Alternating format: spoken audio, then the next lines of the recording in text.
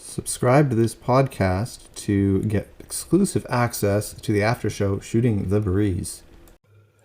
Today we're going to take a look at a book by Erwin W. Lutzer called We Will Not Be Silenced. He talks a lot about our modern day society and how we got to where we are today. So we'll cover some of that today, and we'll cover some more in another devotion. The secular left does not believe that America can be fixed. They say it must be destroyed. On the rubble of America's Judeo-Christian past, a new America will emerge, which they say will be free of poverty, racism, and white supremacy. The secular left's goal is a future in which everyone will be equal on their terms, and the disparities of the past will be read about only in the history books.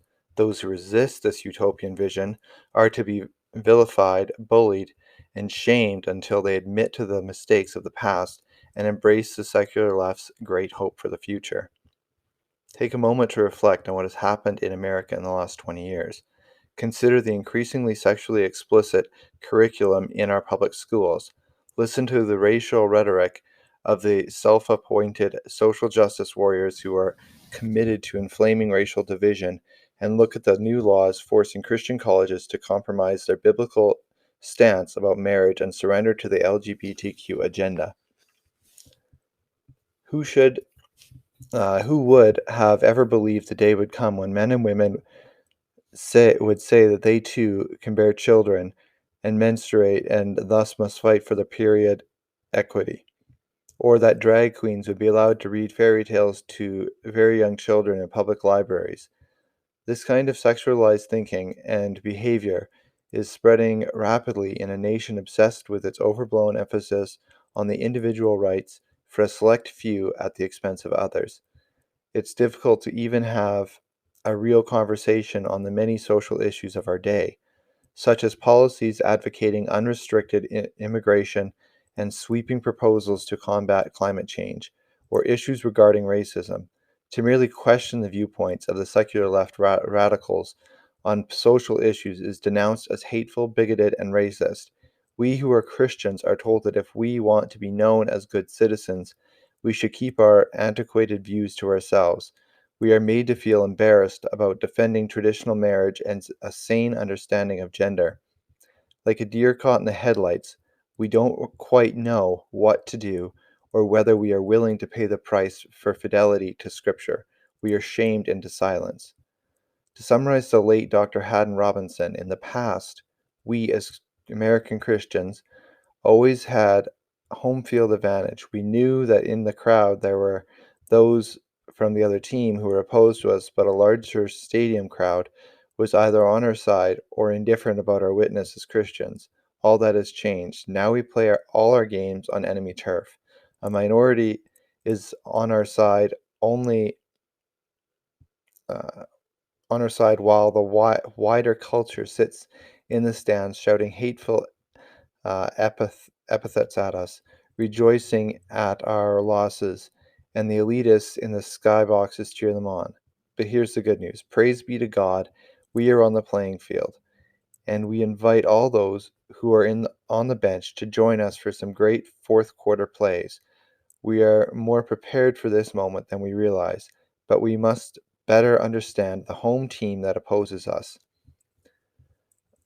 One of these areas that he looks at here is cultural Marxism and its growing shadow. A powerful cultural stream has fed this river of political correctness, the curbing of free speech, increased government control, growing radical conflict, and hostility towards Christianity.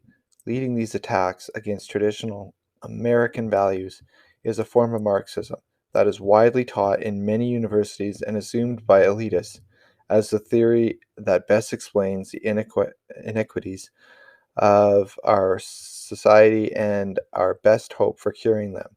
Yes, incredible as it may seem, Karl Marx still rules from the grave. Marx introduced a theory of state supremacy that necessitated economic and social controls that were imposed in Russia after the revolution of 1917. After this revolution, during which millions of people were killed, the state abolished private property and set out to bring equality and justice to the unoppressed people. State supremacy necessitated religious suppression and the curbing of individual rights. Today we face what is known as cultural Marxism. It is not being imposed on people on war battlefields. Instead, it's a form of Marxism that wins the hearts and minds of people incrementally by the gradual transformation of the culture. Bombarded with exaggerated and illusionary promises, people accept it because they want to. They welcome it because they are convinced of its benefits, its promises of hope and change, income, income equality, racial harmony, and justice based on secular values rather than Judeo Christian morality. It is known for professing inclusion rather than exclusion and promoting sexual freedom rather than what they view as restrictive sexual ethics of the Bible.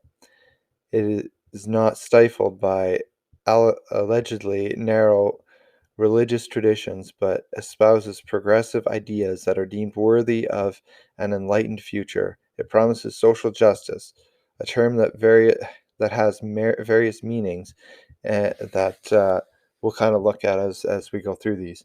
Cultural Marxism seeks to capture five cultural institutions: the social, political, educational, religious, and most importantly, family life of a nation. And as we observe what is happening in our culture, we can say that they are succeeding in frightening ways, all in the name of progress. To better interpret that what is happening in our culture, we must understand more about himself and his original vision. He knew that certain foundational pillars must be torn down before a nation could rebuild a new economic, racial, and moral culture. We need to destroy the nuclear family. That is what one of the things that Marx stood for. Standing in the way of these changes is the nuclear family, with a mother, a father, and the children. Marx taught that families based on natural law and Judeo-Christian values breed inequality and feed on greed and systemic oppression.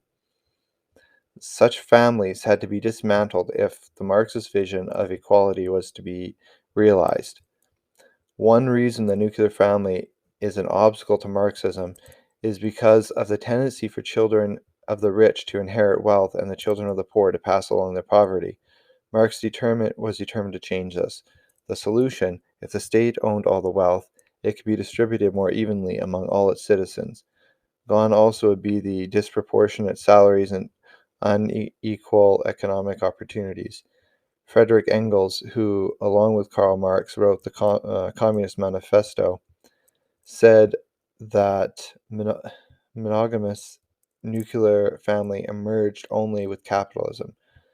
Prior to capitalism, tribal societies were classless. Children and property were community owned, and people enjoyed sexual freedom. Marxists claimed that the restrictions limiting sexual intimacy to a man and woman relationship within the marriage covenant was invented by religion to maintain dominance of men. Belief in God and the Bible, with its teaching about social institutions such as marriage, was the source of multiple forms of oppression, and there is more. In Marxism, the family is perceived as a unit in which wives are suppressed by their husbands and children are suppressed by their parents. These clusters of oppression have to be broken up. Mothers have to leave their homes and join the workforce. So, as Marx put it, anybody who knows anything of history, knows that great social changes are impossible without the feminine ferment. Social progress can be measured exactly by the social position of the fair sex. So, the feminine ferment and it is said to be the key to liberating the family and from multiple forms of oppression and capitalistic patterns of passing on wealth from one generation to another. Mothers have to be encouraged to leave their children for others to raise. After all, stay-at-home moms live in servitude to their husbands and are too easily satisfied. If their grievances, many of which are legitimate, can be exploited, they will then be willing to stifle their motherly instincts and step outside the home and enter the workforce. This can be sold as a step towards liberation and equality. Marxists believe that one of the benefits of the mothers joining the workforce is that their children must attend state-sponsored daycare centers and schools where they can be taught about errors of creationism in the church and, of course, the Bible. Children can also be indoctrinated about the evils of capitalism and the benefits of socialism and economic equality. For this to become a reality, the education of children has to be taken out of the hands of the parents and surrendered to the state. Government assurances are designed to create a dependency on the state that is essential for Marxism to thrive. Here in America, a boost to such dependency took place when trillions of dollars were created electronically for the massive government bailouts in the wake of COVID-19. So we can expect calls for more government intervention, more government control, and increased redistribution of resources. Marxism proposes that the government take permanent control of the economy and provide financial security with cradle-to-the-grave benefits. Healthcare, guaranteed wages and price controls, free college tuition, and assured comfortable retirement are all part of its larger agenda. Marxism proposes a government-planned economy and in the end says that state rights should supplant God-given rights. So the next that he looks at here is oppression is the key to history, and this is where victimology begins. So Marxists know they need to exploit the existing and often real grievances of the proletariat, the working class, and even the grievances of oppressed mothers in their homes. When women are told that they are victims in the past of social norms, of traditions, and of men, only victimhood will make them willing to break out of the Judeo-Christian past and enter the Marxist ideal of a world where everyone is equal. If mothers want to achieve that potential, they should reject restrictive traditional roles and prove their equality by earning a living and enjoying the prosperity that a Marxist state will bring. As we take a look at this, we must understand that Marx was right in pointing out that oppression exists, often in horrible ways, but his solutions are entirely wrong-headed and destructive.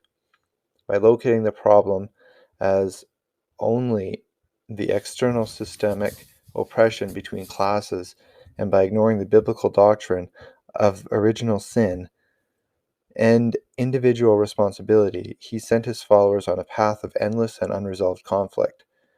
When Marxism has won victories, it has done so at the expense of millions of lives and then set up its own system of oppression, a system with far worse oppression than the oppression it promised to alleviate. And we can see that with China, as well as what happened in Russia, North Korea, many of these communist nations. We can see that throughout history. Many people who know nothing about Karl Marx nevertheless advance a Marxist agenda. Rather than simply insisting on fairness and policing and weeding out the bad cops, the movement seeks to neuter the police force altogether by destabilizing the existing social order. They know that anarchy is an important step towards destroying capitalism in Western culture. Marxists insist schools must change their curricula to reflect this alternative view of society. And again, we see that in our schools today. We're seeing that all over the place as it's being implemented. And there are organizations that are dedicated to this agenda. We all agree that Black lives do matter. In fact, all Black lives matter. But the organization that was formed using this slogan hides its real agenda, which is fueled by Marxist ideologies.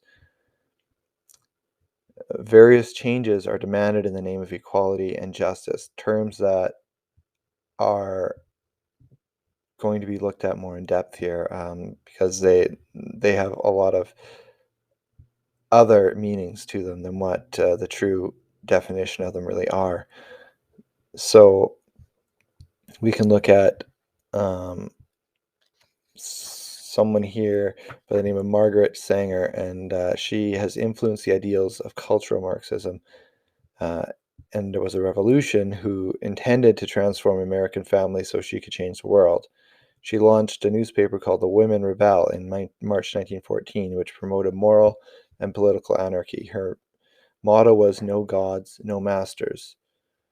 And there she touted the virtues of single motherhood, contraception, and asserted that women have the right to face the world with a go to hell look in their eyes, to have an ideal, to speak and act in defiance of convention. And so she really fought hard throughout her life to liberate, you could say, women and give them reproductive freedom, which is where we see kind of abortion kind of stemming from, in terms of that whole thing about women's rights to their body, and that so that women's rights give them the control and the ability to kill a baby and murder a child, just because they don't want it. It's also where we see the foundations for the LGBTQ movement um, coming stemming from, giving them more rights. They quote kind of this kind of line of thinking, and it doesn't matter what anybody else has to say about it. It's all whatever that they want is what they get, and that's where we're really seeing a problem. And there is good things to come from women's movements, and the Bible teaches that all genders are equal in value, but that they have different roles. The creation mandate specifies unique and complementary roles for men and women as it relates to marriage and the family. The exact nature of these roles has to be continued, and yet it is debated, and it's clear that mothers and fathers should rear their children together, unlike what they're touting with single motherhood. And there was a time when those who desired to follow the biblical pattern could do so peacefully, but today there are those that seek to destroy this, and those that adhere to it, they end up being ridiculed.